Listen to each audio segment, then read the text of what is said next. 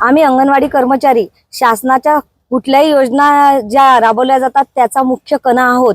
शासन विविध योजना ह्या काढते आणि आमच्यावर त्या लादल्या जातात। ICDS चे मुख्य काम हे बालकांच्या पोषणाचे आणि शिक्षणाचे आहे। ते काम बाजूला राहून मुलांच्या पोषणाचे मुलांचे कुपोषण होत आहे आणि शिक्षणावर सुद्धा परिणाम होत आहे।